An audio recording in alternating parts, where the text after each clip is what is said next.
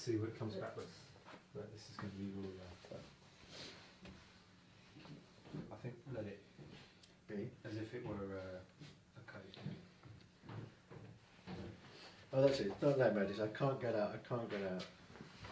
I can't get out, said the starling.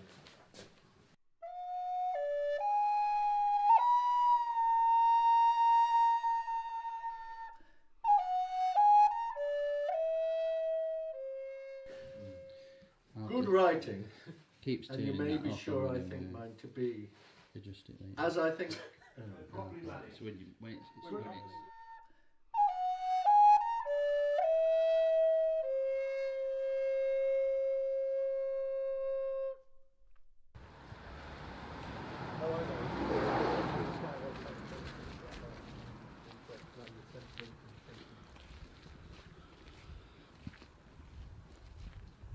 I might do that live. I might try and explain it.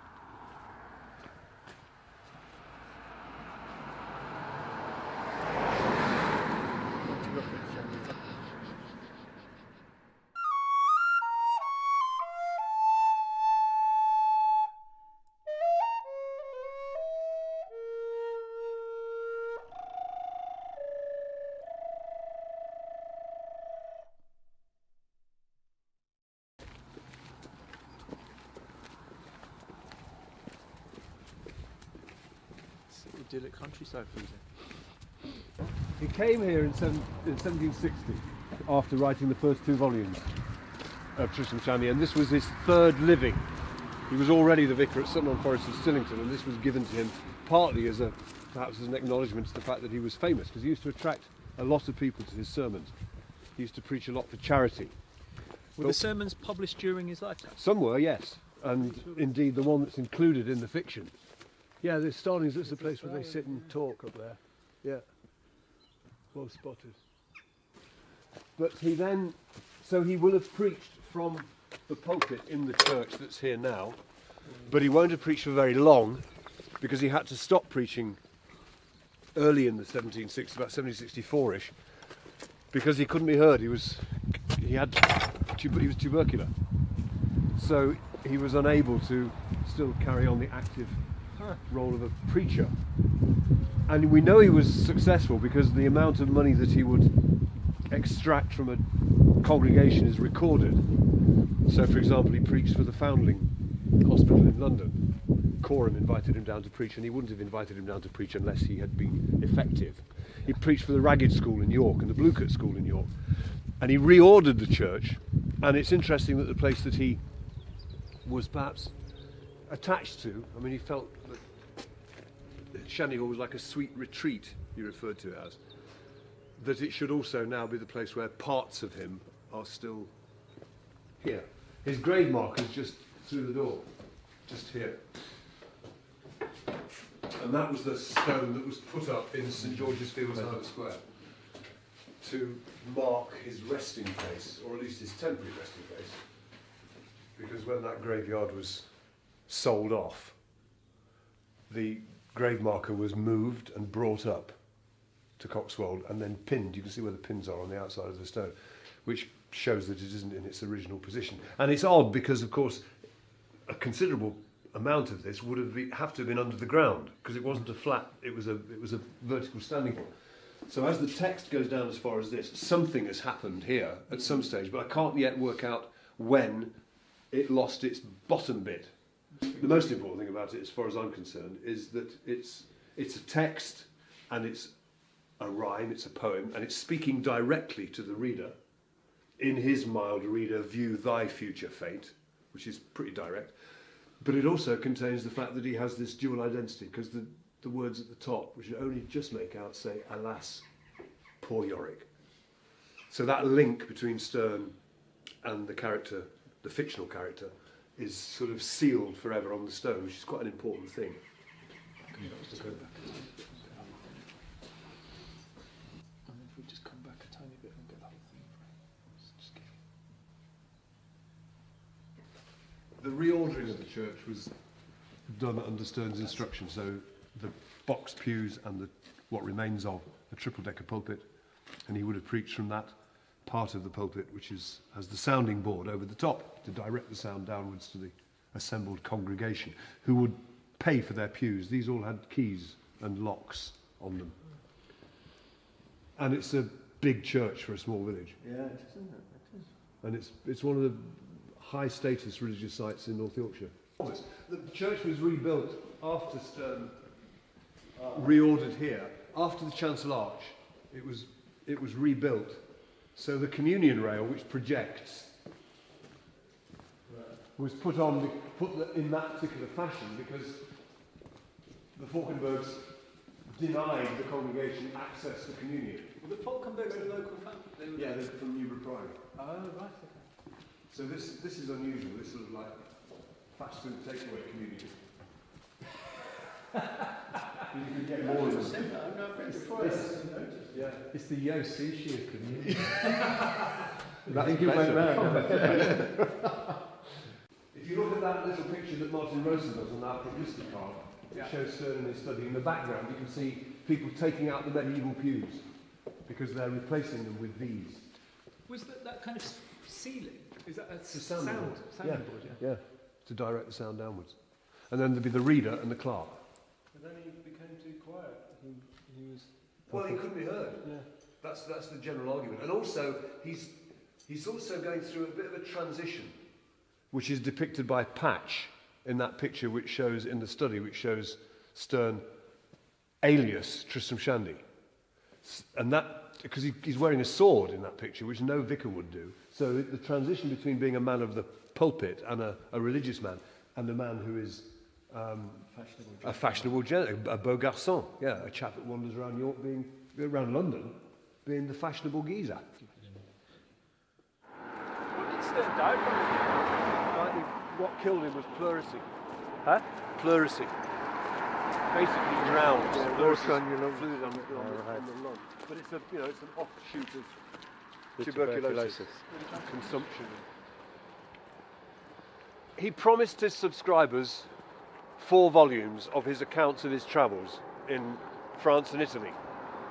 And he published 2 with an apology to say that the other 2 would be coming, but he's not been able to do it. The book was released, and a month later he died. Whether he knew that he wouldn't be able to do it, and whether or whether it was it a strategy? I mean, the interesting thing, which is a bit off at a tangent, is the way that David Bowie did his video. Yeah. And I mean which was a masterstroke, was it not? Manages to keep under wraps the fact that he knows he's dying, produces something, and then produces something which is self-reflexive and refers to his own situation, and then dies. Well, Sterne finishes volume 2 on that cliffhanger of what's going to happen next, promises more, and yet does he know he's going to die? Does he know that it's absolutely imminent? If it does, then it's engineered, isn't it? Yeah, eternal suspense. Yeah, and that's sort of A great plot device. it is a great plot device. Hanging on, I mean, it's the end of every Archers episode, isn't it?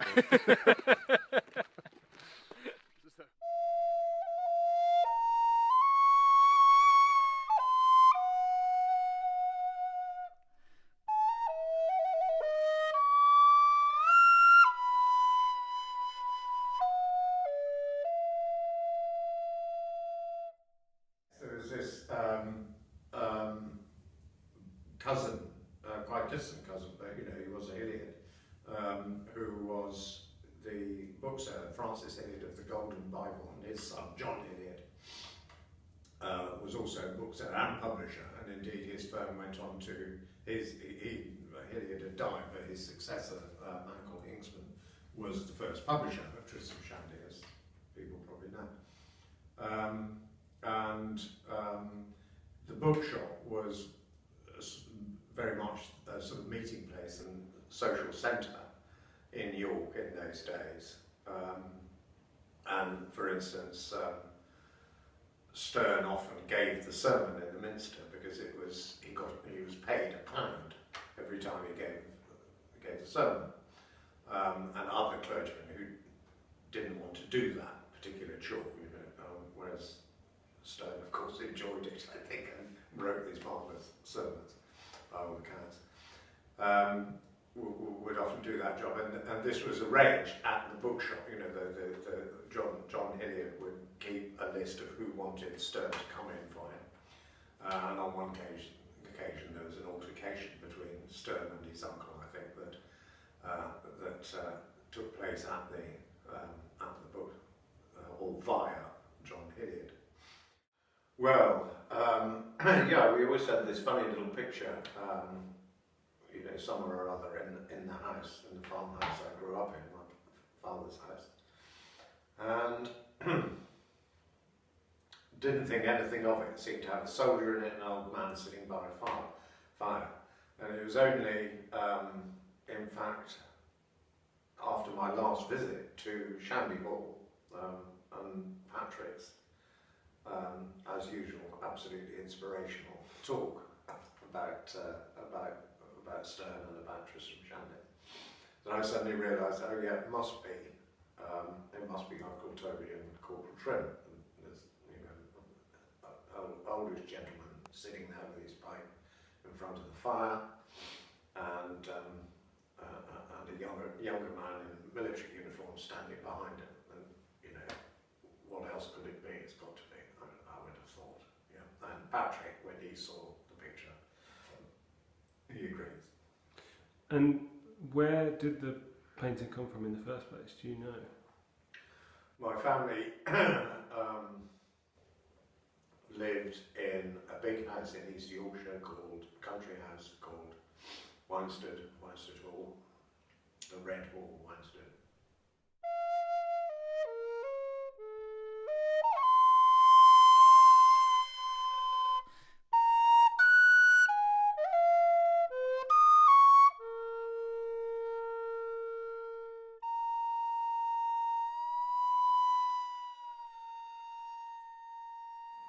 On the back of the painting, right, there's a W. Which probably means the west front or something like that. Shall I look? Yeah. Yeah. I don't know what that would mean. Golly, I'm not getting much cooking done. Sorry. It'll be 3 o'clock before Sorry, we get you're to doing- lunch. Great multitasking. Caleb, do you Oh yeah. I've tied it on. What? I've tied it on. Oh, you've tied it on. Well, I'll look here. Can you In see fact, let's turn that. on the top part of the frame? So Oh yeah, I do see. there, that's West, a and W. there's only W, not another one. You sure there's nothing else? No. And I was, for some reason, led to believe that it's got something to do with the name. Is it Winesteads? Might it be? Yes, it might be. And that's a house out in East Yorkshire. Yes, well, it was. It's boys, Pawley boys now. Is it? Yeah, Oh, I right. call the Pawley boys.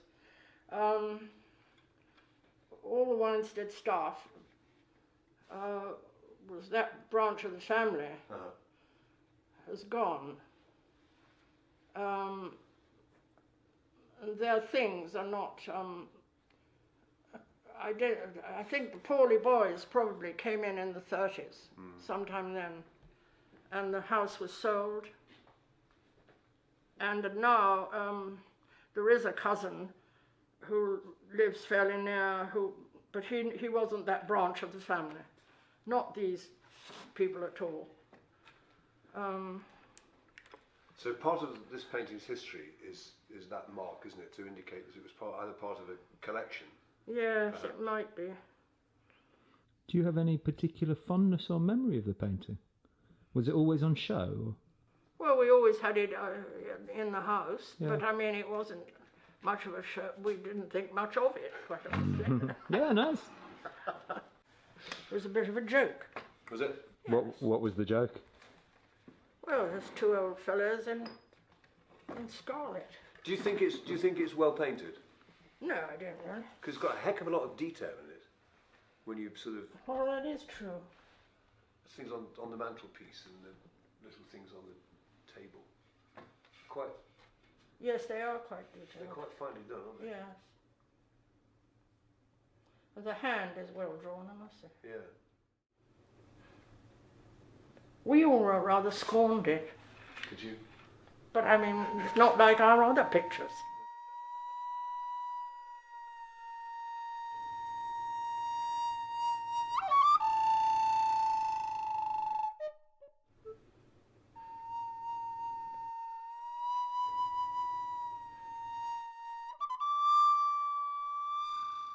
Okay, so this is by a man called Castiles.